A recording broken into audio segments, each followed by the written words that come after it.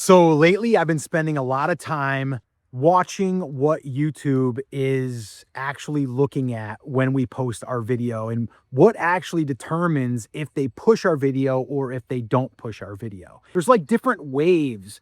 And so like there's a 24-hour wave and then there's like a 48-hour wave. And you can see this right in your analytics. If you look at your first 24 hours and you look at your click-through rate, it's probably going to go up and down, and that's okay. But that just means that it's being tested to multiple audiences. Well, it all starts with the impressions. We all know that. We got to get impressions in order to get clicks. That's pretty much a given. What gives us our impressions? It's the title, and we've done some research there. And when you have a better title that has the right ingredients that the algorithm can push it to, the audience, well, that helps us. So that's like a given. And then from there, it's the click-through rate. Now, a lot of times we've been told that, oh, just get click-through rate, high click-through rate, that means that you're going to get pushed. And yes, we do want a high click-through rate, but what I'm finding is you can have a high click-through rate. That's happened on our channel. That's what we've actually noticed. We can have a high click-through rate, but if we don't have a good average view duration, then the video stops getting pushed. And that's a problem. So that means that we have to work a little bit better at the intro hook and just the content to keep people engaged and all of those things. But it doesn't end there, because then we've been noticing that, well, if we get people to watch another video or YouTube suggests another video of ours, well, then it's kind of like this little flywheel that happens. And lately, we've been experimenting with, number one, titles. Still working on those titles. Got to get a good title in there, because if we don't get impressions. Now, titles are something that a lot of creators struggle with, and this is probably the number one thing that we focus on, because it all starts with the title. And we actually put together a swipe file for ourselves, but we're giving it away, of our top 10 outlier titles, ones that have performed the best on our channels and a lot of our students.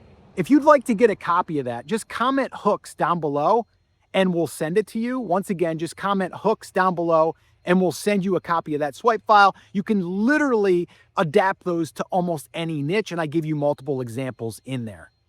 But what I have done is I've held off on changing title thumbnail for 24 hours. That's something that I wasn't doing before. I was looking at the click-through rate within the first hour. And if that first hour, if it was below like an 8%, I was changing it. That was a mistake, or at least it seems like it's a mistake now.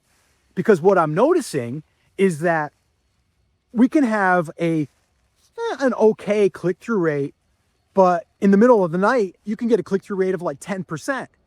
And what that's telling me is that YouTube is pushing that video to different audiences throughout that entire 24 hours. When in my understanding, I was like, well, the first 24 hours is probably going to go to our audience. And that's not the case. Okay, so what we have done now, and this is, again, we're still testing this, so, bear with me here, and I'll probably have a case study here probably, I don't know, in the next month or so, where I'll kind of break this down. But when we're looking at the title and the thumbnail, we are basically committing to that, and we're just going to stick with it for at least 24 hours. Even if it's gotten 2,000 impressions, that was my rule before, was like, oh, if I got 2,000 impressions, then I'm going to base my decision off of that. Right now, what we're doing is we're kind of like holding off. It's hard, but we're holding off in changing anything, because we want the algorithm to kind of do its work. And so that's what we're doing there. But we're also looking at the average view duration. And what we're finding is that when we have a higher view duration, and typically above 35%, the video seems to get more of a push, which is great. And then the other thing that we're looking at is the video being suggested to our other videos? And the answer is yes. And so what that tells me is YouTube wants to push our videos to the person who just watched a video before. But if you don't have videos that work well together, then it won't get suggested because it's too far off. So before, what we would do is we would have one video that would be on one topic, and then we'd have another topic, same niche, but another topic, but it was a little bit too much of a gap. And so now what we're doing is we're trying to create these content clusters.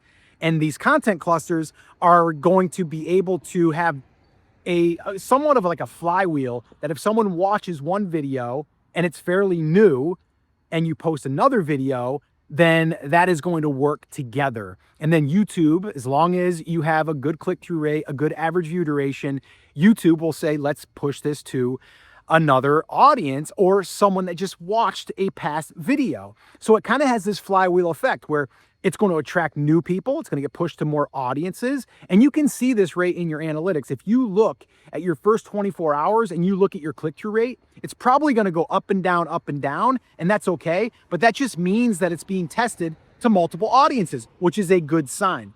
So the way I look at it, we've seen some of our students do this as well, where you can actually see it. There's like different waves. And so like there's a 24-hour wave, and then there's like a 48-hour wave. So right now, this is what we're doing. Again, just take this for what it's worth. I'm just kind of sharing with what we're doing. We're letting our video breathe for 24 hours, no matter what. We're going to have the best thumbnail that we possibly can come up with. And we're going to be using some of our past thumbnails as far as like the data. And then we are going to try to have a great intro hook. We're going to pre-plan that. And then from there, we're going to let it ride. We're just going to let it ride, and we're going to look at it in 24 hours. And then we're going to decide, did it have 2,000 impressions? If it didn't, we're going to let it ride longer. If it did have 2,000 impressions, what was the click-through rate? If it's 5% and above, we're just going to let it ride for another 24 hours. So then that would be 48 hours. And then after that, if the click-through rate is low, below 5%, then we'll probably tweak that first. But we will not tweak the title unless it stops getting impressions. But that is my philosophy as far as how YouTube is deciding what to push.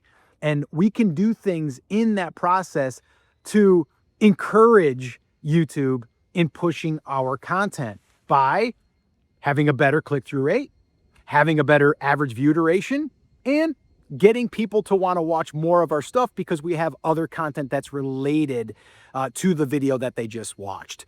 So those are the things that we're focusing on right now. And I do think moving into 2026, these content clusters are going to be a pretty big deal. And I think that that's something that we all can do. Now, I would encourage you to look at your own data. They give it to us. YouTube gives us all of the analytics. So look at your impressions, look at your click-through rate, look at your average view duration, and look and see, are your other videos being suggested to your own audience?